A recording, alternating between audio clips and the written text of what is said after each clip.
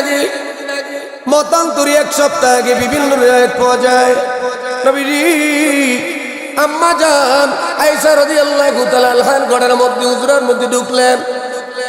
আল্লাহর নবী বলে আয়েশা রে, ও আয়েশা, আমি আমার উম্মতের জন্য একটু কাঁদবো, আমার উম্মতের জন্য একটু কাঁদবো। আমার উম্মত গোমরা হয়ে যাচ্ছে, আমার উম্মত জাহান্নামী হয়ে যাবে। আমি নবী দুনিয়ার ভিতরে বেঁচে থাকবো না। আমার উম্মত শয়তান ধোঁকা দিয়ে জাহান্নামী করবে রে আয়েশা। আমি আমার ঘরের দরজা বন্ধ করে দিলাম। ও আয়েশা, আমার ঘরের দরজায় যেই আসুক না কেন রে আয়েশা, খবরদার আমার ঘরের দরজাটা তুমি খুলবে না। আমি আমার উম্মতের জন্য কাঁদবো। আল্লাহর নবী ঘরে দরজা বন্ধ করে 3 দিন পর্যন্ত ঘরের মধ্যে অবস্থান করতেছে। নবীজি সিজদায় পড়ে শুধু উম্মতের মায়ায় কাঁদলেন, উম্মতের জন্য কাঁদে নবী। চোখের পানি গুলা ধরতেছে। নবীর কান্না থেকে আম্মা জান আয়েশা রাদিয়াল্লাহু তাআলা আনহা কাঁদে। নবীজি বিনা বিনা বিনা বিনা কান্দে, মালিক আমি জীবনে কোনো শান্তি চাই না। ও মালিক, আমি নবী জীবনে কোনোদিন আরাম চাই নাই, জীবনে কোনোদিন আমি পেট ভরে একত্র খানা খাই নাই। আমার গুনাহগার উম্মতের উপায় হবে কি? নবীজি কাঁদেন, তামাম মদিনার ভিতরে কান্নার নবী কয়। নবীজিরে খুঁজতে খুঁজতে চাবির হয়রান হয়ে গেছে। সিদ্দিক আকবর নবী দরজায় দাঁড়িয়ে গেছে। হযরত আবু বকর ডাক দিয়ে বলি, ইয়া রাসূলুল্লাহ, ইয়া হাবিবাল্লাহ, নবী গো, ও নবীজি, আমি তো আপনার হিজরতের সাথী ছিলাম নবী। আমি আপনার ওই সাহাবী, জীবনে যত সম্পদ কামাই করেছি সব আমি আপনার হাতের মধ্যে তুলে দিয়েছিলাম। নবী গো, আপনার চেহারা মুবারক দেখার জন্য আমি পাগল। একটু করে দরজা খুলে দেন। আল্লাহর নবী বিশ্বনবী ঘরের দরজা খুলতে নিষেধ করে, আয়েশা রে খবরদার ঘরের দরজা খুলো না। ওরে আমার আবু বকর যদি ঘরের ভিতরে ঢুকি, আমি নবী উম্মতের জন্য কাঁদতে পারবো না। আবু বকর ব্যর্থ হয়ে চলে গেলেন। হযরত ওমর রাদিয়াল্লাহু তাআলা আনহু চলে আসেন। ইয়া রাসূলুল্লাহ, ইয়া হাবিবাল্লাহ, নবী গো, আমি ওই ওমর আপনার মাথা মুবারক দ্বিখণ্ডিত করতে গিয়ে আপনার হাতে কালিমা পড়ে মুসলমান হয়েছিলাম। আমি ওই ওমর প্রকাশ্যে মসজিদে নববীতে গিয়ে জোরে কাবা করে আজান দিয়েছিলাম। নবী গো, বলেন এই মক্কা মদিনা আপনাকে কি কষ্ট দিয়েছে? আর আমি বলেন, কেন আপনার চোখের পানি ধরতেছে নবীজি? আপনি আমাকে বলেন কে আপনাকে কষ্ট দিয়েছে, আমি ওমর তারে দ্বিখণ্ডিত করে দেব। নবীজি ডাক দিয়ে বলি, আয়েশা রে খবরদার দরজা খুলো না। ওরে আমার ওমর যদি ভিতরে ঢুকি, আমি নবী উম্মতের জন্য কাঁদতে পারবো না। নবী কেমন পাগল, উম্মতের জন্য নবী কান্দে।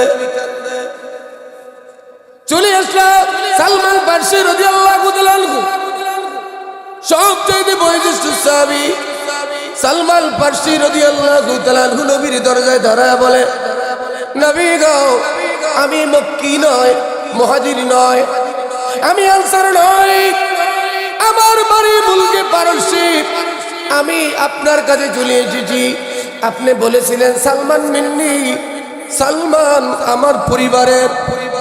আমার পরামর্শ নিয়ে খন্দকের যুদ্ধের ময়দানে আপনি পরীক্ষা খনন করেছিলেন। আমি ওই বুড়ো সাহাবী, আপনার চেহারা মোবারক দেখবো নবী গো। আজ 3 দিন হয়ে গেছে আপনারা দেখতে পারি না। নবী গো, একটু দরজাটা খুলে দেন, এক নজর আপনাকে দেখবো। সাহাবীরা কাঁদে। নবীজি ডাক দিয়ে বলে, আয়েশা রে খবরদার দরজা খুলো না। আমার সালমান ফারসি সে যদি ভিতরে ঢুকে আমি আমার উম্মতের জন্য কাঁদতে পারবো না। সাহাবীরা প্রেশান, নবী দরজা খুলে না। আলী কই, ফাতেমা কই, হাসান হোসেন কই? চল আলীর কাছে। হযরত আলীকে কে বলল, আলী রে, নবী কান্দে উম্মতের মায়া। নবী দরজা খুলে দেন। আলী রাদিয়াল্লাহু তাআলা আনহু নবীর দরজায় দাঁড়ায় কান্দে আর বলে, নবী গো, আমি আলী আপনার মেয়ে ফাতেমার যোগ্য আমি ছিলাম না। ফাতেমাকে আমার হাতের মধ্যে তুলে দিয়েছিলেন। জীবনে কোনোদিন একবেলা খাবার আমি পেট ভরে ফাতেমাকে দিতে পারি নাই। জীবনে ভালো একটা কাপড় দিতে পারি নাই। ইয়া রাসূলুল্লাহ, ইয়া হাবিবাল্লাহ, আমি ওই আলী যেই নবী আলী সম্পর্কে বলেছি, আনা মাদিনাতুল ইলমি ওয়া আলিউল বাবুহা, আমি নবী ইলমের শহর, আমার আলী ইলমের দরজা। আর আমি আলী এসেছি, একটু দরজাটা খুলে দেন, আপনারে দেখবো। নবীজি কান্নারও বেড়ে গেল। আও আয়েশা, খবরদার দরজাটা খুলবে না। আমার আলী যদি ভিতরে ঢুকে আমি আমার উম্মতের গুনাহ মাফ করাইতে পারবো না, আমি কান্না করতে পারবো না। হযরতে আলী ব্যর্থ হয়ে চিৎকার মেরে বাসায় দৌড় দিলেন, ফাতেমা রে, হাসান হোসেন কোথায়? হাসান হোসেনকে নিয়ে চলো। বাবা কান্না, উম্মতের মায়ায় বাবা কান্না করতেছে। হযরতে ফাতেমা ডাক দিয়ে বলে, আলী রে, বাবা কোথায়? বাবা সন্ধান পেয়েছো নাকি?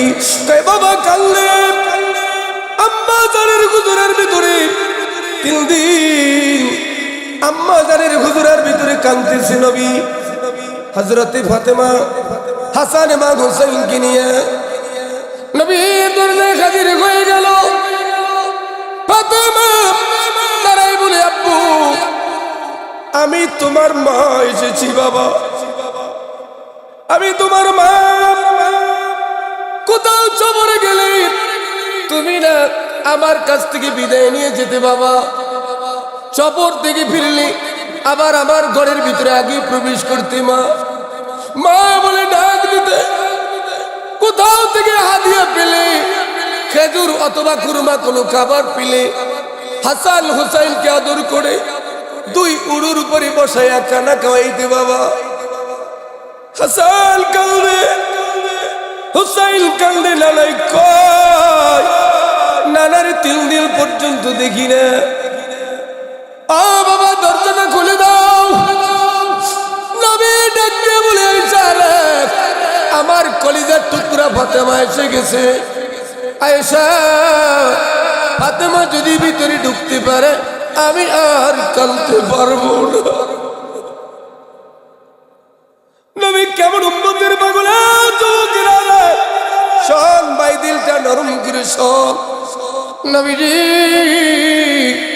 কেমন উম্মতের পাগল হইয়া নবীজি আসমানে ঘুমায় নাই, আর সাজিমে যায় নাই। নবীজি জান্নাতুল ফিরদাউসে ঘুমায় নাই। জিবরাইল বলে, নবী গো, ইন্তেকালের পরে আপনি কোন জায়গায় থাকবেন? নবী কেঁদে কেঁদে বলি, জিবরাইল, ওরে আমার গুনাহগার উম্মত ঘুমাইবে যাই জায়গায়, আমি নবী ঘুমাবো সেই জায়গা। আল্লাহর নবী ডাক দিয়ে বলে, আয়েশা রে, খবরদার, আমার ফাতেমা যদি ভিতরে ঢোকে আমি কাঁদতে পারবো না। দরজা বন্ধ করে দাও। ফাতেমা ডাক দিয়ে বলে, আল্লাহ, ও মালিক, তুমি আমার এতিম বাবারে আর কত কাঁদাইবা? উদয়ের মালিক, খান্দকে কান্দাইছো, তাইবের ময়দানে কাঁদাইছো। তাইবের ময়দানে বাবারে গায় বৃষ্টির মতো পাথর গুলো মেরেছে। উহুদের ময়দানে দাঁত ভেঙে জমিনে পড়ে গেছে। আল্লাহ, বাবার মৃত্যু পথের যাত্রী বাবা, এখন বাবায় কান্দে। আমি ফাতেমা ঘোষণা দিলাম, মালিকরা, আমি ফাতেমা জীবনে যত নেক কামাই করেছি আমার বাবার উম্মতের জন্য কোরবানি দিলাম।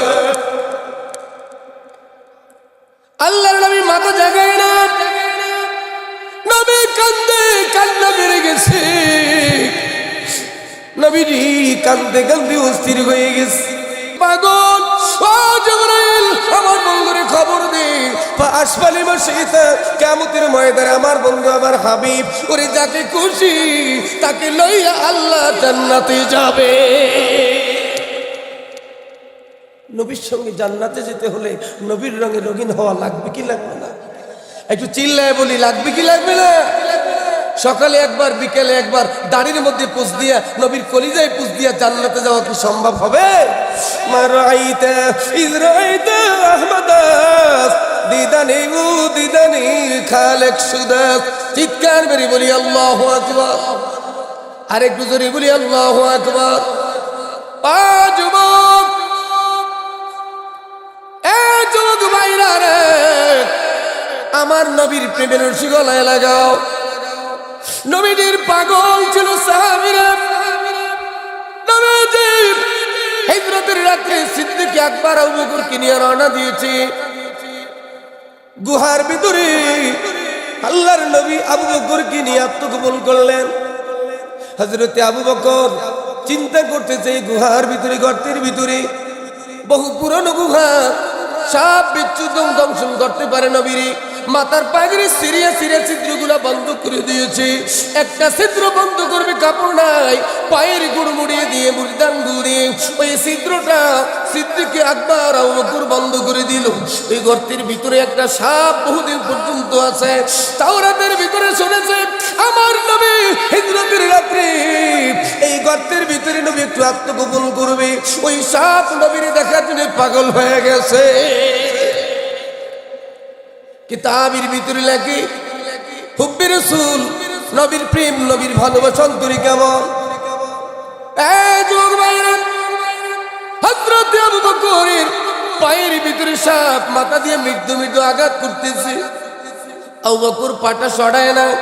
সাপ চিন্তা করতেছে নবীজি একটু পরে ঘুম ভাঙলে আবার রওনা দিবে, আমি নবীর বরকতের চেহারা দেখতে পারবো না, ব্যর্থ হয়ে যাব। নবীজিকে দেখা দর্শন করা আমার পক্ষে সম্ভব হবে না। এই চিন্তা করে আবু বকরের পায়ের মধ্যে আঘাত করে দিলেন।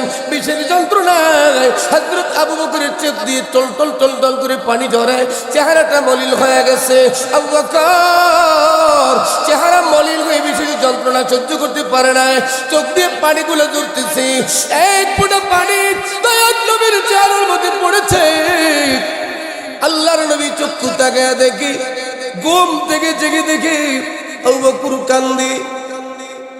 নবীজি জিজ্ঞাসা করে, আবু বকর হিজরত করতেছো, বাড়িঘর ছেড়ে, স্ত্রী পুত্র মেয়ে ছেড়ে, ছেলে মেয়ের মায়ায়, বাড়ির মায়ায় মনে হয় কাঁদো। আবু বকরের কান্না বেড়ে গেছে। ইয়া রাসূলুল্লাহ, ইয়া হাবিবাল্লাহ, নবী গো, আমি তো ওই আবু বকর, সব সাহাবীদের চাইতে আমি ধনী ছিলাম, সব সম্পদ আমি আমার নবীর নামে কুরবানি দিয়েছি। খেজুর বাদান চাটাই আমি পড়েছি নবী, আমার নবীর চেয়ে সবচেয়ে দামি ভালোবাসার পাত্র আর কেউ নাই নবী। আমি বাড়ি ঘরের মায়ায় কাঁদি না, গর্তের ভিতরে সাপ আমার পায়ের মধ্যে আঘাত করেছে নবী গো, আমি ওই বিশেষ যন্ত্রণায় কাঁদতেছি। আল্লাহর নবী ডাক দিয়ে বলে, আবু বকর রে, তুমি বিশেষ যন্ত্রণায় তো মারাও যেতে পারতে। আবু বকর, কেন তুমি আমার ঘুম থেকে জাগাও নাই? আবু বকর দুই চোখের পানি ছেড়ে কান্দের বলে, নবী গো, ইয়া রাসূলুল্লাহ, ইয়া হাবিবাল্লাহ, আমার দয়ার নবী আরাম করে ঘুমাচ্ছি, আমি আবু বকর এই সামান্য একটা সাপের কামড়ে আমি নবীর ঘুম থেকে জাগাবো না? না, আমি আবু বকরের জীবনের চাইতে আমার দয়ার নবীর ঘুমের দাম বেশি। আল্লাহর নবী বলি, কলেন নবী সাল্লাল্লাহু আলাইহি ওয়াসাল্লাম, আল্লাযী নাফসি বিয়াদিহি লা ইউমিনু আহাদুকুম হাত্তা আকুনা আহাব্বা ইলাইহি মিন ওয়ালিদিহি ওয়া ওয়ালাদিহি ওয়ান নাসি আজমাইন। ওই মালিকের কসম, যে মালিকের কাছে আমার জীবন, তোমাদের মধ্যে কেউ কামেলে মুমিন হতে পারবে না যতক্ষণ পর্যন্ত নিজের ধন সম্পদ ছেলে মেয়ে বিবি বাল বাচ্চা এমনকি নিজের জীবনের চেয়ে আমি নবীকে বেশি মহব্বত করতে না পারবে।